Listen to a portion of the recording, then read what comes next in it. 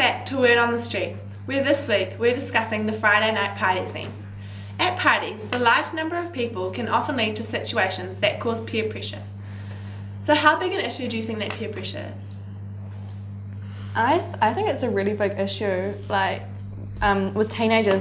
Like, people get forced in, well, not forced in, but like pressured into doing things that like they would never do, like, on their own, you know? Especially with drugs and alcohol. Yeah, that's the main thing.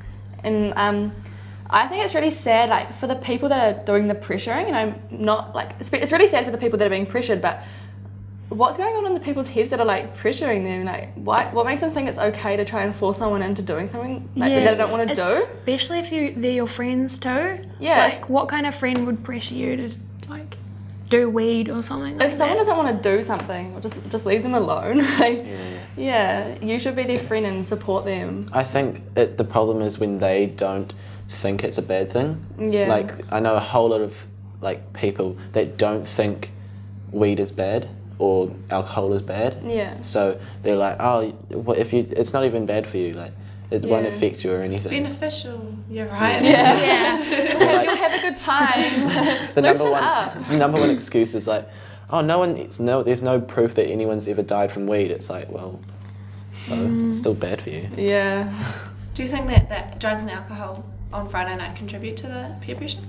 Yeah, because people, you know, get drunk and they're like, they think that things are good ideas that like that aren't, you know, like irrational thinking. So they'll try pressure people into doing things like like drink driving, you know. Like, come on, it's just down the road. You'll be fine, and like telling them that it'll be fine and stuff, like making them feel that that there won't be any consequences as well. And when you're drunk too, people pressure you to have sex too, which is a main thing. So, do you guys have personal experience of peer pressure on Friday?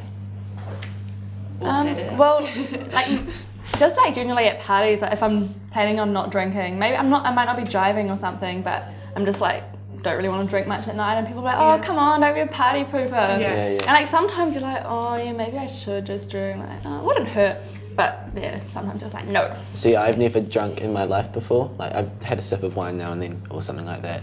But sometimes when I'm at parties and all my friends, like all my mates are drinking, then I just feel as if I want to try it. I just want to do it, but then I'm like, well, it's not what I believe in, and I don't need to. I don't need to have a good time. I don't see why I have to drink alcohol to have a good time like you guys, because I can without. Yeah, I think that's really cool that you don't like give into that sort of stuff, because it shows that like you know like what you think's right and stuff, and you're not gonna give into other people trying to sway you to do other things. You see, I think it comes back to like the parents again, because my dad doesn't drink alcohol. Yeah. And I think that's a major factor in me not drinking.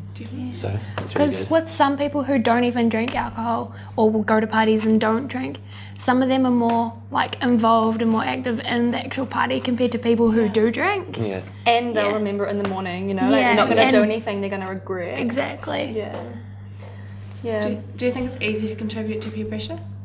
Without even knowing, even? I definitely. Yeah, definitely. Because if someone's sort of like a whole group can get in on something like so quick, you know, if one person's not doing something, just like one person, that's all it takes is to be like, oh, come on, like have a drink, or you're fine to drive, and everyone else is just like, yeah, and then like whole group's like, and then someone's like, ah, I think you even see peer pressure at like stuff like that at school, like one person's having a fight and then suddenly the whole school is there cheering them on. Like fight, like why? I don't think peer pressure is always a bad thing though. Like, peer pressure can be used in good ways. Like, I know when all my mates were abseiling and I was actually really freaked out. I didn't want to go at all.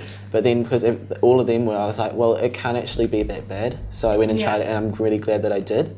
And I think that's like how peer pressure can be used like in a good way. Yeah, and I was just saying, it can also be like peer pressuring you not to do something that you're thinking of doing. So like, if someone is thinking of doing something bad, like drinking and driving, then like you can like peer pressure them to not. You know. I think it's really cool how peer pressure has been turned around on smoking.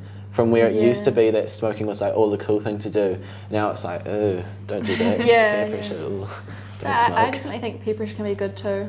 Yeah. Like just depends on how you use it. And nowadays it's getting kind of more used on better things than bad things, Yeah. like good than bad. Yeah. Especially like in the public, like with like campaigns like you said, smoking and stuff.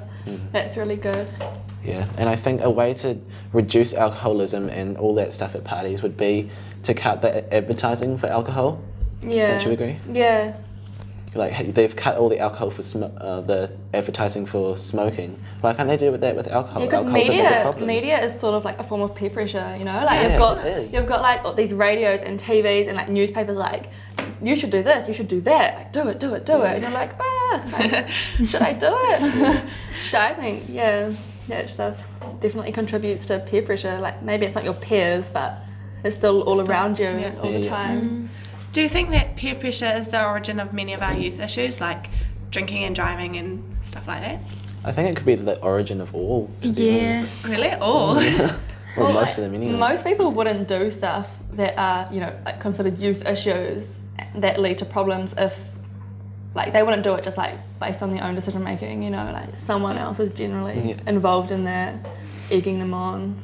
And when like there's a group, it'll start from like one person pressuring another, and then like those two will pressure more people, and it just gets like more and more. Yeah. And then like once someone's been peer pressured into doing something, they probably like realise like the power that it gives. Like so they might just like go peer pressure. It's sort of like bullying, you know, like bully people bully. Peer pressured people peer pressure. Yeah.